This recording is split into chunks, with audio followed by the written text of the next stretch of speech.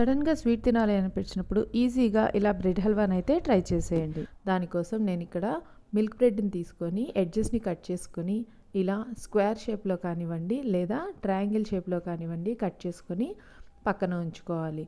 ఇప్పుడు stove on చేసుకొని pan పెట్టుకొని దానిలోనికి ఆయిల్‌ని హీట్ చేసుకొని ముందుగా కట్ చేసి ఉంచుకున్న బ్రెడ్ స్లైసెస్‌ని వేసుకొని గోల్డ్ కలర్‌లో రెండు వైపులా ఫ్రై చేసుకొని పక్కన ఉంచుకోవాలి.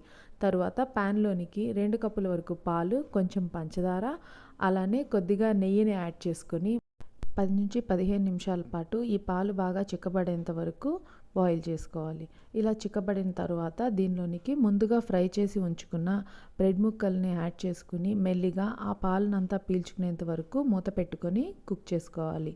తర్వాత దీనిలోనికి సన్నగా కట్ చేసి ఉంచుకున్న డ్రై ఫ్రూట్స్ని కూడా యాడ్ చేసుకొని కాస్త చల్లారిన తర్వాత బౌల్లోకి తీసుకుంటే ఎంతో టేస్టీగా ఉండే బ్రెడ్ హల్వా అయితే రెడీ అయిపోయినట్టే.